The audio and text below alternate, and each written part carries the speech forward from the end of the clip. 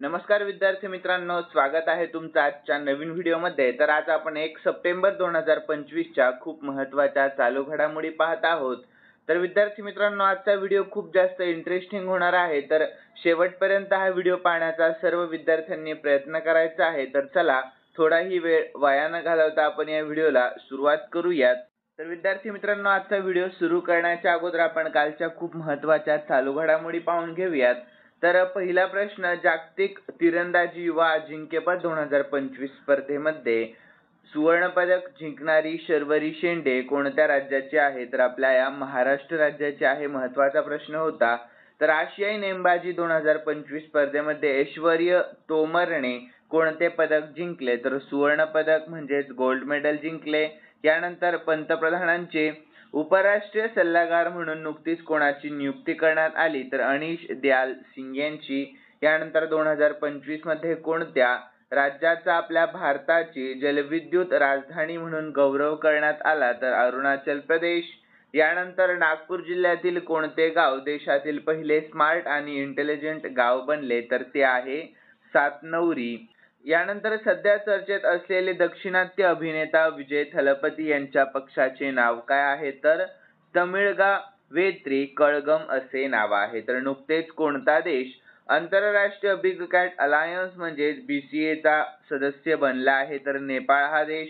यानंतर आपल्या भारताने गगनयान मोहिमेसाठी पहिली एकत्रित एअर ड्रॉपची यशस्वी चाचणी कधी घेतली? तर 25 ऑगस्ट 2025 रोजी।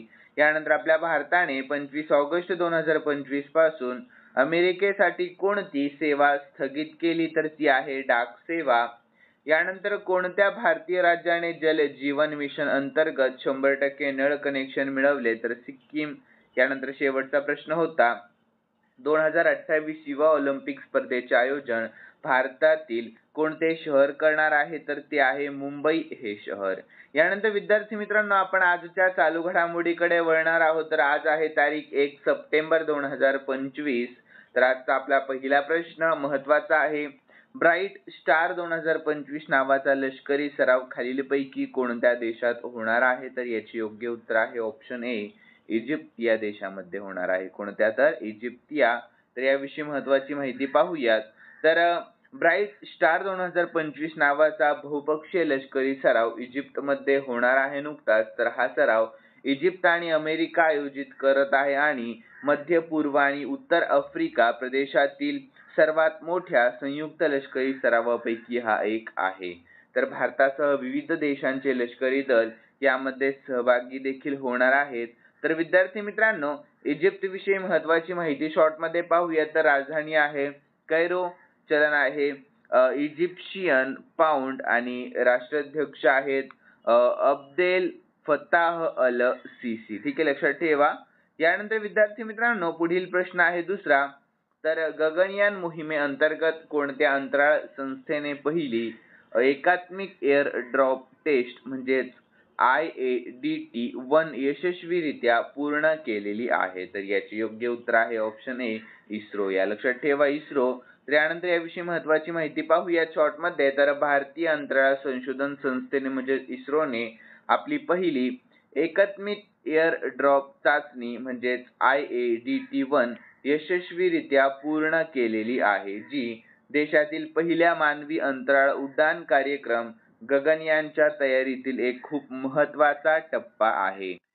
तर यानंतर विद्यार्थी मित्रांनो, IADT ही एक विशेष चाचणी आहे ज्याचा मुख्य उद्देश आहे गगनयान क्रू मॉड्यूलसाठी डिझाइन केलेली पॅराशूट प्रणाली वास्तविक परिस्थितीमध्ये विश्वसनीयरित्या कार्य करते याची खात्री करून घेणे।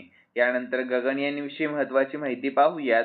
तर गगनयान ही आपल्या भारताची महत्त्वाकांक्षी अंतराळ एक मोहीम आहे, ज्या अंतर्गत 3 सदस्यांच्या क्रूला सुमारे 400 किलोमीटर उंचीवर लो अर्थ ऑर्बिट म्हणजे LEO मध्ये 3 दिवसांसाठी पाठवले जाईल आणि नंतर त्यांना सुरक्षितपणे पृथ्वीवर परत देखील आणले जाणार आहे।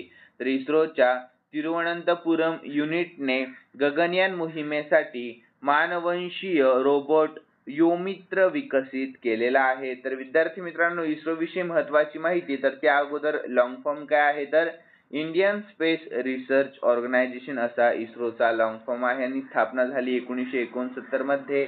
मुख्यालय बेंगळुरू कर्नाटक मध्ये आहे आणि सध्याचे अध्यक्ष आहेत व्ही नारायणन. यानंतर पुढील प्रश्न तिसरा आहे आपला, तर खालीलपैकी कोणत्या देशाने मार्च 2026 पासून शाळेच्या वर्गामध्ये मोबाईल फोनवर बंदी घालण्याची घोषणा केली आहे? महत्त्वाचा प्रश्न. तर याची योग्य उत्तर ऑप्शन ए दक्षिण कोरिया या देशाने. कोणत्या देशाने? तर दक्षिण कोरिया या देशाने. तर यानंतर याविषयी महत्त्वाची माहिती काय असणार आहे, तर तरुणांमध्ये सोशल मीडियाचे व्यसन आणि अभ्यासातून विचलित होण्याच्या वाढत्या चिंतेच्या पार्श्वभूमीवर दक्षिण कोरियाने मार्च 2026 पासून शाळेच्या वर्गामध्ये मोबाईल फोनवर पूर्णपणे बंदी घालणारा कायदा मंजूर केला आहे. तर काँग्रेसमध्ये द्विपक्षीय पाठिंबा असलेला हा कायदा मार्च 2026 मध्ये लागू होईल आणि शैक्षणिक संस्थांमध्ये स्मार्टफोन वापरण्यामध्ये बंदी घालणाऱ्या देशांच्या यादीमध्ये दक्षिण कोरियाचा देखील समावेश होणार आहे. तर विद्यार्थी मित्रांनो, दक्षिण कोरियाविषयी शॉर्टमध्ये महत्त्वाची माहिती. तर कोणत्या खंडात येतो? तर आशिया खंडात. राजधानी आहे सोल आणि चलन आहे दक्षिण कोरियन वॉन. ठीक आहे. यानंतर पुढील प्रश्न चौथा आहे आपला, तर मनोज जरांगे पाटील यांच्या आंदोलनावर सरकारने स्थापन केलेल्या समितीचे अध्यक्ष कोण आहेत? तर याचे योग्य उत्तर ऑप्शन ए ते आहेत न्यायमूर्ती संदीप शिंदे. कोण आहेत ते? तर न्यायमूर्ती संदीप शिंदे. तर याविषयी महत्त्वाची माहिती काय आहे, तर मराठा समाजाला आरक्षण मिळावे या मागणीवरून आंदोलन सुरू झाले आहे. तर सरकारने या संदर्भामध्ये न्यायमूर्ती संदीप शिंदे यांच्या अध्यक्षतेखाली समिती स्थापन केलेली आहे. तर या समितीसमोर मराठा आरक्षणावर चर्चा झाली, मात्र चर्चा निष्फळ ठरलेली आहे. तर विद्यार्थी मित्रांनो, आंदोलनकर्ते मनोज जरांगे पाटील यांनी आपली भूमिका कायम ठेवलेली आहे. यानंतर सरकार आणि समिती आरक्षणासाठी उपाययोजना शोधत असली तरी तातडीने ठोस निर्णय न झाल्याने आंदोलनावर तोडगा निघालेला देखील नाहीये. यानंतर उदाहरण पाहूयात.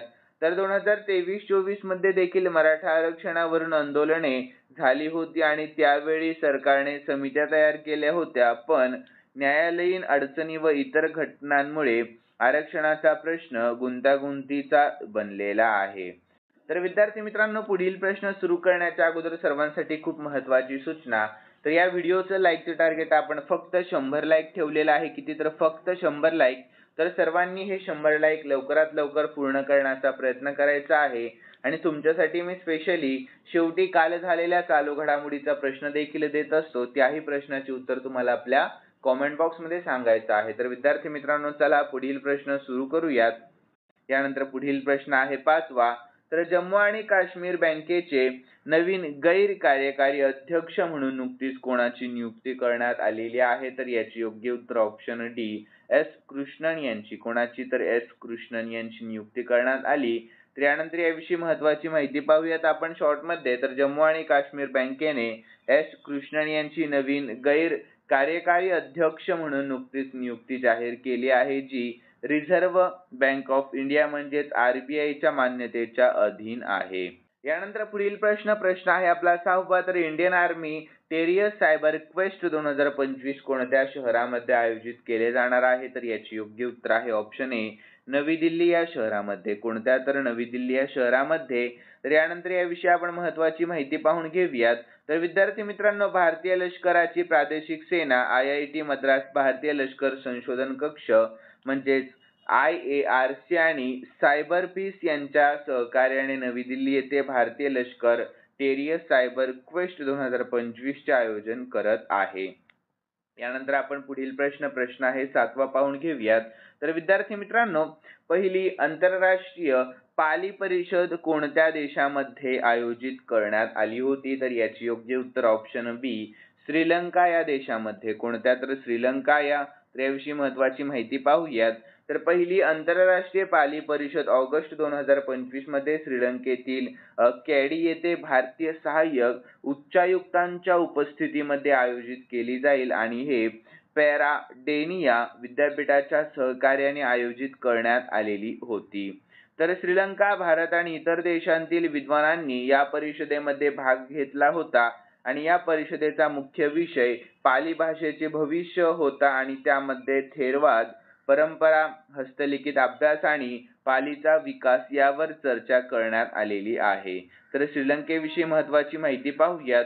तर श्रीलंकेचे सध्याचे राष्ट्रपती आहेत अनुरा कुमारा दिसानायके, सध्याचे पंतप्रधान हरिणी अमरसूर्य आणि चलन आहे श्रीलंकन रुपया आणि अधिकृत भाषा आहे सिंहली आणि तमिळ. ठीक आहे, लक्षात ठेवा. यानंतर राजधानी आहे श्री जयवर्धनेपुरा कोट्टे आणि विधिमंडळ आणि कोलंबो कार्यकारी आणि न्यायिक. लक्षात ठेवा. यानंतर विद्यार्थी मित्रांनो पुढील प्रश्न 8वा आहे. तर 1 सप्टेंबर पासून म्हणजेच आजपासून पुण्यामध्ये वाहतूक व्यवस्थेमध्ये बदल का करण्यात आला? तर याचे योग्य उत्तर आहे ऑप्शन ए, गणेशोत्सवाच्या गर्दीमुळे करण्यात आलेला आहे. तर याविषयी महत्त्वाची माहिती. तर गणेशोत्सव काळामध्ये पुण्यातील गणेश मंडळांना पाहण्यासाठी मोठी गर्दी होते, त्यामुळे वाहतुकीची कोंडी होऊ नये म्हणून पुणे पोलिसांनी आजपासून 1 सप्टेंबर 2025 पासून वाहतुकीमध्ये मोठा बदल करण्याचा निर्णय घेतला आहे. तर या अंतर्गत मध्य भागातील लक्ष्मी रस्ता, छत्रपती शिवाजी महाराज रस्ता, बाजीराव रस्ता, टिळक रस्ता यांसारखे प्रमुख रस्ते सायंकाळी 5 नंतर बंद ठेवण्यात येणार आहेत. तर वाहन चालकांना पर्यायी मार्गाचा वापर करण्याचे आवाहन करण्यात आले आहे. उदाहरण तर गणपती पाहण्यासाठी शनिवार वाड्याकडे जाणाऱ्या भाविकांना सायंकाळी 5 नंतर लक्ष्मी रस्ता बंद असल्याने पर्यायी रस्ते वापरावे लागतील. तर हा मोठा निर्णय गर्दी नियंत्रणासाठी आणि सुरक्षिततेसाठी खूप महत्त्वाचा देखील ठरतो. यानंतर पुढील प्रश्न आहे 9वा. तर कोल्हापूर खंडपीठ स्थापनेचा निर्णय कोणत्या न्यायालयाच्या मंजुरीनंतर घेतला जातो? तर याचे योग्य उत्तर आहे ऑप्शन बी, मुंबई उच्च न्यायालय. कोणत्या? तर मुंबई उच्च न्यायालय. तर याविषयी महत्त्वाची माहिती पाहूयात. तर कोल्हापूर खंडपीठ स्थापन करण्यासाठी विशिष्ट प्रक्रिया आहे. तर मुंबई उच्च न्यायालयाचे मुख्य न्यायमूर्ती यांची शिफारस झाल्यानंतर केंद्र सरकार आणि राज्य सरकार यावर मोठा निर्णय घेऊ शकतात. तर सर्वोच्च न्यायालयाचा अप्रत्यक्ष अनुभव आणि मार्गदर्शन यामध्ये महत्त्वाचे ठरते. तर पण अंतिम निर्णय प्रक्रिया मुंबई उच्च न्यायालयाच्या शिफारसीवरच अवलंबून असते. तर विद्यार्थी मित्रांनो स्पष्टीकरण पाहूया. तर हे MPSC साठी व इतर महाराष्ट्राच्या स्पर्धा परीक्षेसाठी खूप महत्त्वाचे आहे. तर कोल्हापूर खंडपीठ स्थापनेची मागणी 1981 पासून सुरू झाली. आपल्या भारताच्या संविधानातील तरतुदीनुसार कोणतेही उच्च न्यायालय खंडपीठ स्थापन करण्याचा अधिकार आपल्या भारताचे राष्ट्रपतींना आहे. तर मात्र त्याआधी संबंधित उच्च न्यायालयाचे मुख्य न्यायमूर्ती यांची शिफारस देखील आवश्यक असते. तर आपल्या महाराष्ट्रामध्ये सध्या मुंबई, नागपूर आणि संभाजीनगर अशी उच्च न्यायालयाची खंडपीठे कार्यरत आहेत. यानंतर कोल्हापूर खंडपीठासाठी मागणीवर अद्याप निर्णय प्रलंबित आहेत. ठीक आहे. यानंतर पुढील प्रश्न आहे 10वा आणि महत्त्वाचा प्रश्न, शेवटचा प्रश्न आहे. विद्यार्थी मित्रांनो सर्वांनी या प्रश्नाकडे लक्ष द्या.